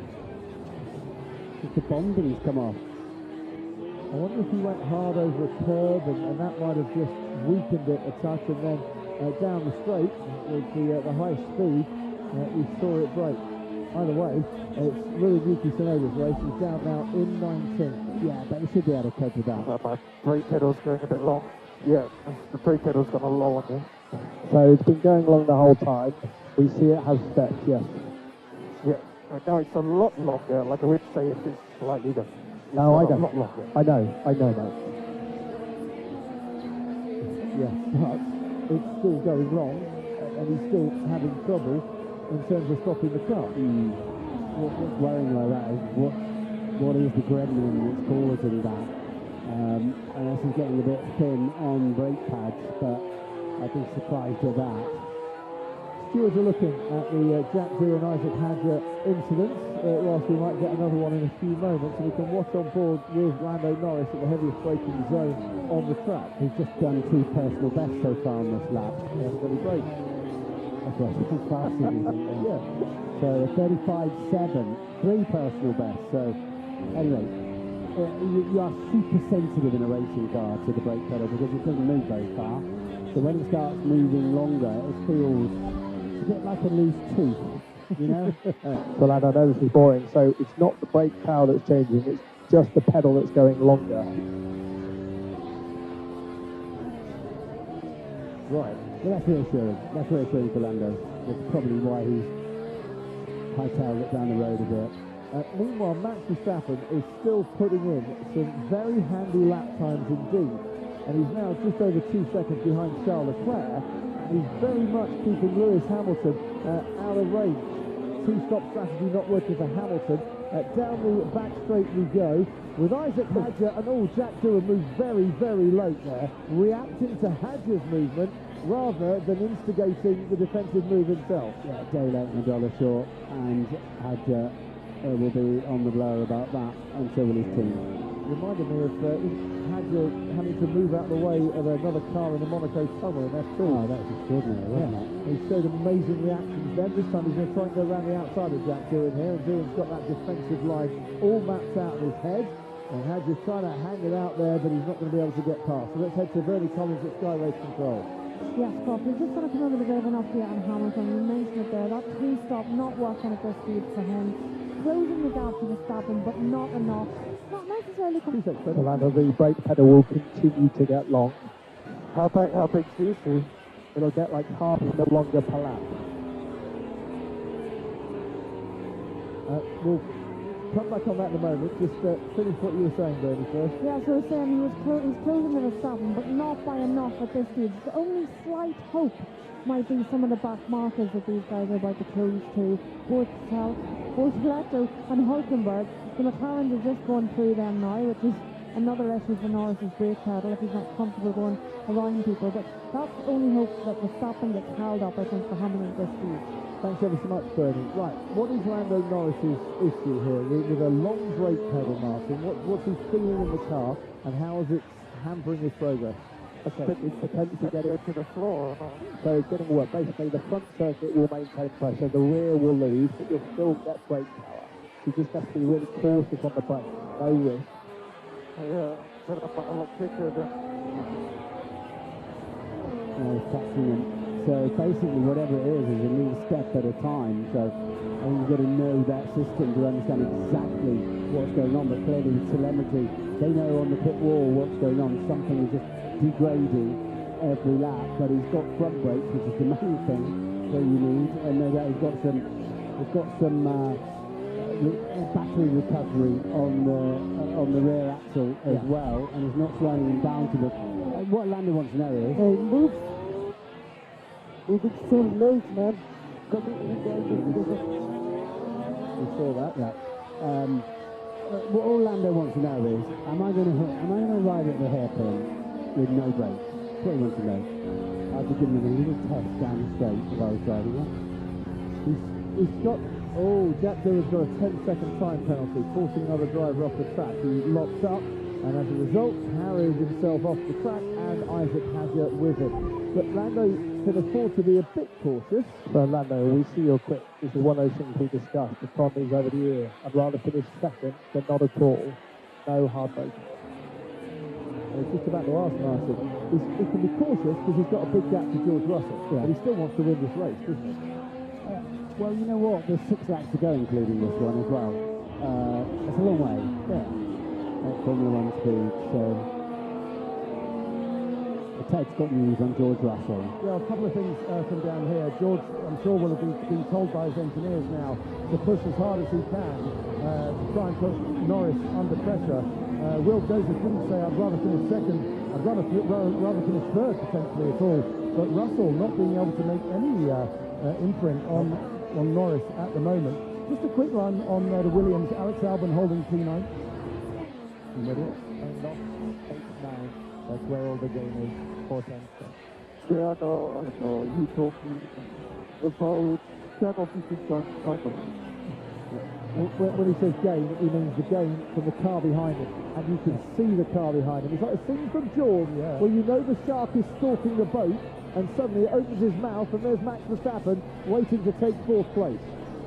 Just quickly, the other side of the Williams garage. It's been a long, lonely race for Carlos Sainz. He hasn't been able to make any impact. Running P13 behind Stroll on the medium tyre now, Stroll. But Stroll keeping the pace up very well. Sainz really going away from this race, scratching his head. Right, should they have changed that front wing for Charles Leclerc? Or was it always the best thing to do to keep him out on the track and salvage whatever they could? Either way, 4th place looks like it's about to become 5th place, because Max Verstappen has woken up into this race and has protected his tyres for long enough to be there or thereabouts right at the end. And forget Lewis Hamilton catching Max Verstappen. Verstappen is hunting down Charles Leclerc, and I dare say would still like to try and get at George Russell between now and the end of the race too. And if anyone can do it, he certainly can. He can, but that's a tall order to get to Russell. He's 5 seconds up the road, but Max needs to navigate around the Ferrari first. You can see the red lights flashing as they're harvesting electrical power. You'd rather get the feeling as Leclerc gets on that curb once again. It's into turn 13. The Verstappen with DRS here is going to eat into that advantage metre by metre by metre, as Lando Norris is told to watch your braking once again and watch what you're doing. Let's watch what Max Verstappen's doing into the hairpin. Charles Leclerc manages to stay ahead, but better traction you would imagine with the front wing fully intact on that Red Bull for Max Verstappen. And could Charles Leclerc be a sitting duck down the main straight? We've got DRS again as the defending world champion as they power past the start-finish line. Verstappen thinks about diving down the inside, has to go the long way round the outside, seems to have a fair amount of grip going round the outside too. Leclerc cuts back in front of him. Verstappen saw that coming and now just eases ahead. But Charles Leclerc will try and fight it to no avail. Max Verstappen thought that through absolutely perfectly and takes 4th place. Also again, the Northern Crossing, but back comes Leclerc. He'll lose the wing again if he's not careful. Verstappen with a snap of oversteer there, but that, I would imagine, is job done for Max Verstappen. Yes, it is indeed. Look at the horrendous understeer that Leclerc has now in the turbulent air. That was a really good example, actually, an extreme example of what the drivers talk about when they're behind another car. Just how much his Ferrari washed out across the road. And Max literally was whichever way you go, that's why I say it's like Norton Cross. Whatever you do next, I'll do the opposite, and I've got you. It was that move there, where Leclerc moved across to defend, and Verstappen has got that thought out in his mind, knew exactly how he was going to make the move stick, and did so.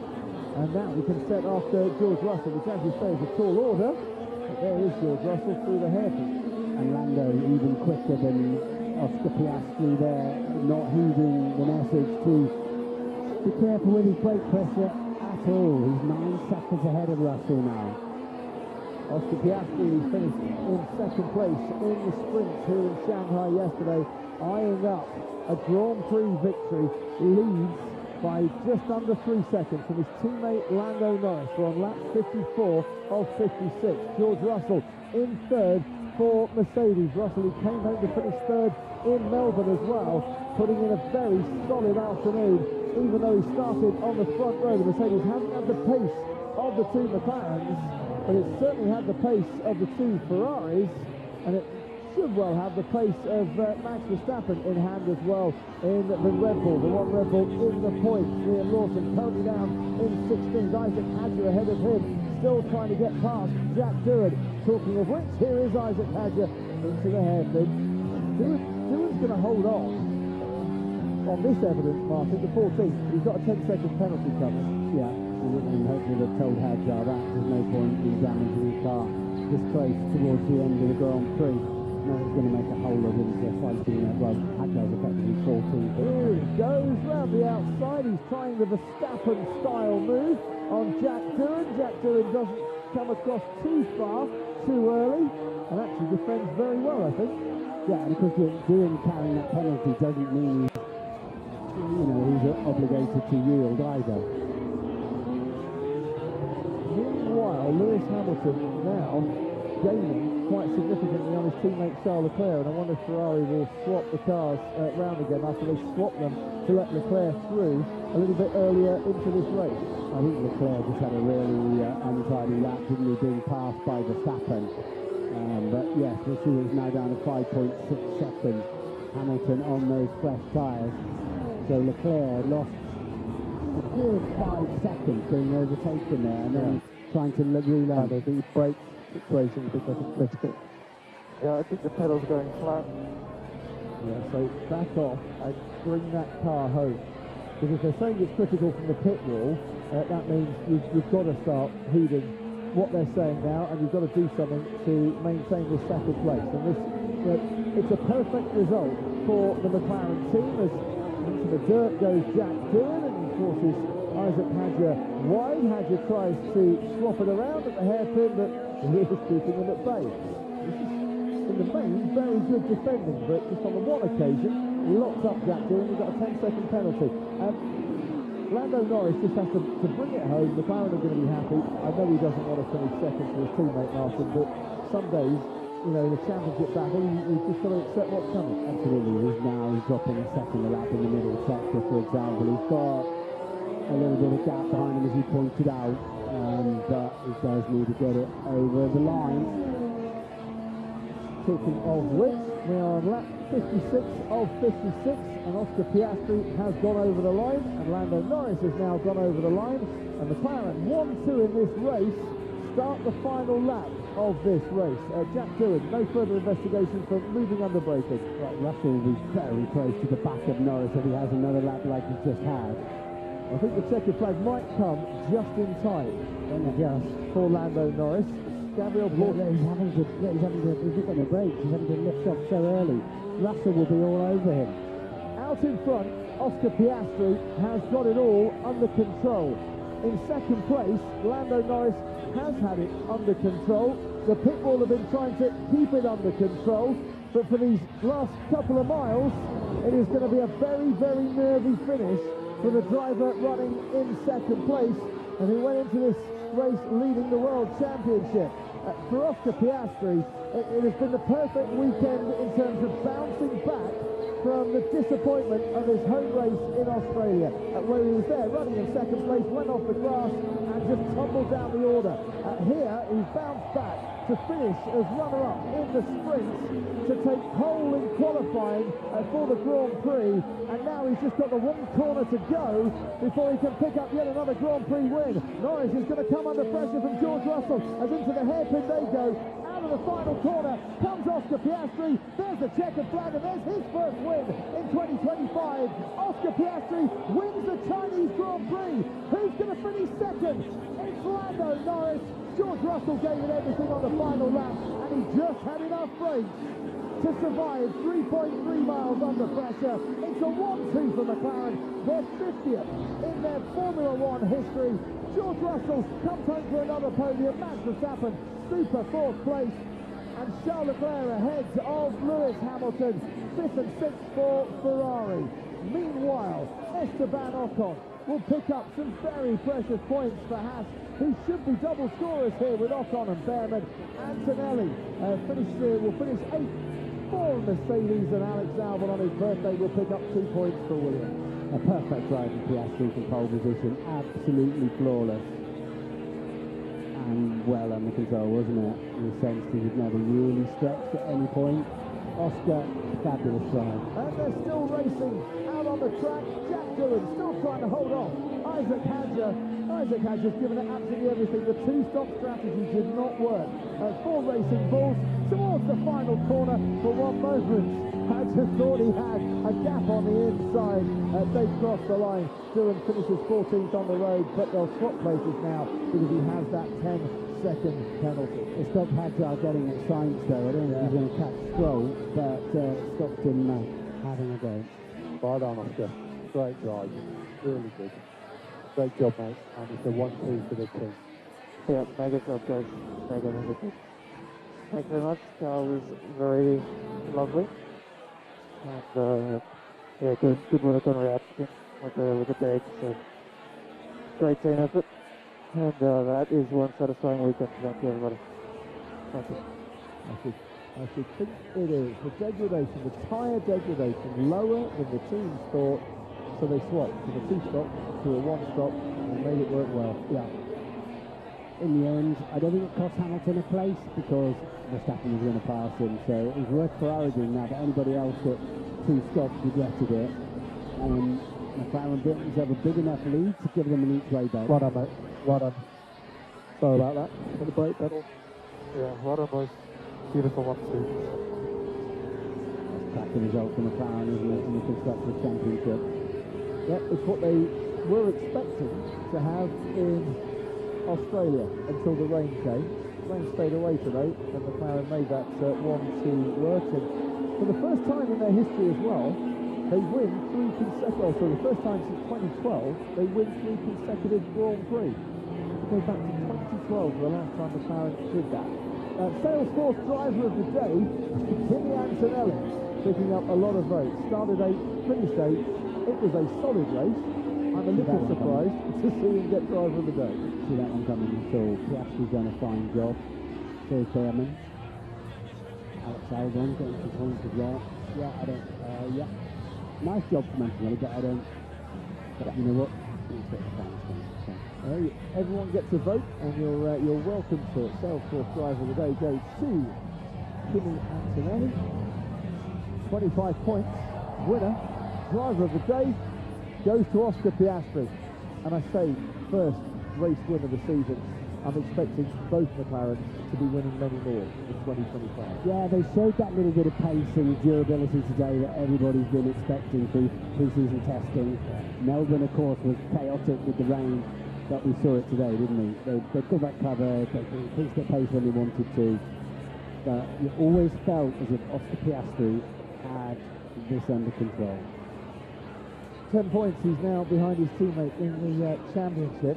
George Russell, you've got to be there to pick up the pieces when they're ready for you. Now, he got overtaken at the start of this race by Lando Norris, but was solid for third fastest and third place. And I think did what he could do today. And Max Verstappen finished about 5.5 seconds behind George Russell. On one day, Max would have been able to push a little bit harder a bit earlier, could he have made it a bit more interesting towards the end. And Russell was gaining on Lando Norris. That last lap, that's 3.5 seconds faster than the McLaren that was struggling with those brake issues. There must be more drivers in crowd here, didn't they, in the very early days? But what a crowd we've had this weekend. Record attendance for a Chinese Grand Prix. Thought you'd done have to be telling her off, but don't swing the bottle like that, Lando. Parents around the world go, don't do that, ever.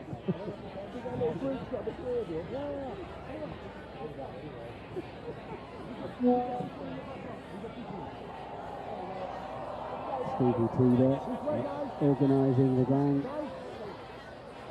1968 Canadian Grand Prix. George Russell tries to photobomb the shot. Was the first McLaren won to 2025 Chinese Grand Prix, their 50th. 1-2 finish and a third Grand Prix career win for that man there. About as ice cold behind the wheel as the water that he's drinking at the end of this race. They don't look too steady today, though, did he? I think there was a lot of pacing going on, wasn't there, in terms of getting to the end. But in the end, those hard compound tyres were peachy, weren't they? 42 laps Piastri did on his. Antonelli did 44. Yeah. Ocon did 45. Yeah. Gasly 46 laps, so blimey, took down nearly the whole race on them. Kind of took the sting out of it a little bit, actually. They were a bit too good today, weren't they, those tyres? Maybe we'll go a step softer for next year. But the cars will be very different, the engine's very different, the fuel's very different in 2026. What is for sure, in 2025, you've got to take your opportunities when they come your way. Piastri has done that this weekend. Lando Norris playing second fiddle to his teammate. But we'll see what happens in Japan in a fortnight's time. We didn't hear anything about fuel saving and lift and coast at the end, did we? We don't obviously be here, back in the radio calls up in the com box there. Maybe there was some chatter going on. Great saving, that was the issue in the end. The crowd waiting to hear from the top three down on the grid. Plenty in papaya, plenty in red too. So I think the majority of fans will go home happy that their teams, the two best supported teams, have picked up the wins this weekend. One retirement from the race, Fernando Alonso. He had the brake issue right at the start. And they can't stop Oscar Piastri from celebrating with all his team. And I think they might be heading off to the cool-down room there. Yeah. Just having they're actually trying to find a gap to get from where they park the cars to where the interviews are going to take place. It's not happening right in front of our commentary box at the moment. That's why we're waiting just a little bit longer to hear from the top three. He's made it in. Oscar's made it into the zone. It's quite a crowd down there. There's quite a crowd. We've managed to push Oscar Piastri's car into to Park Fermé as well. As we now see Hope In Sung. Oh, it's great to see him here this weekend. Waiting to interview the top. Oscar, a very dominant win, a 1-2 for McLaren. Is this the start of your title campaign? I hope so. No, it's been an incredible weekend from start to finish. The car's been pretty mega the whole time. I think today was a bit of a surprise with how different the tyres behave. But no, super, yeah, just proud of the whole weekend. This is, what I feel like I deserve from last week. So, no, extremely happy. The team did a mega job. 1-2, obviously. So, yeah, very, very happy. And, yeah, it's just very happy. Yeah. With the track rubbering in, was the tyre less than expected? Yes, I think on the medium it was still a bit tricky, but much better than yesterday. And then the hard was a much better tyre than everyone expected, I think, or certainly than we expected. So, yeah, to go all the way to the end like that was a bit of a surprise, but a happy surprise. So, no, very, very proud of the race we managed to pull off. It wasn't an easy one going in, and yeah, just proud of the whole team and the weekend I've been able to pull off.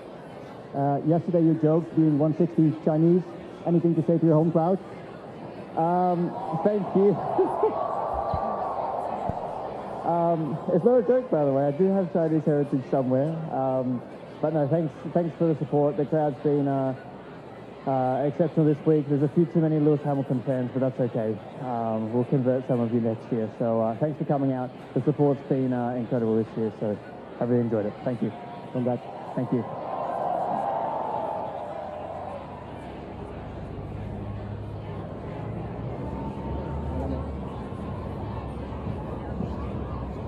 Orlando, lots of support behind us.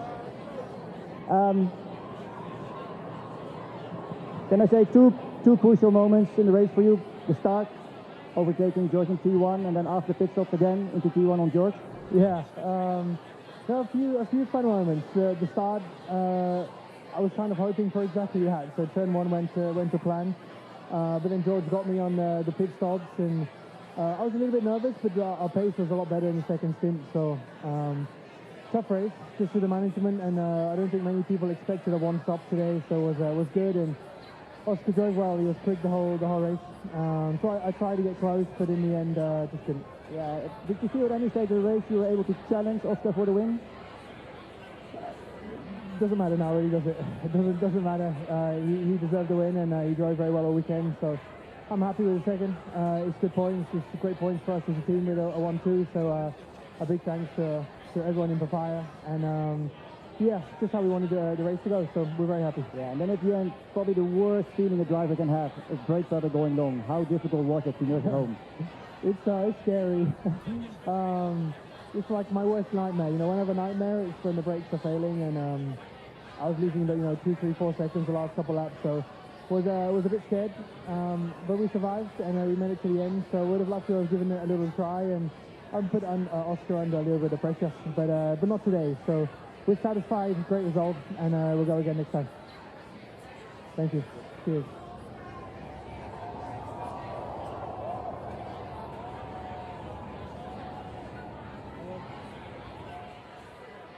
P3, congratulations. You looked quite racing in the beginning. Do you felt at any moment there's more possible than P3 perhaps?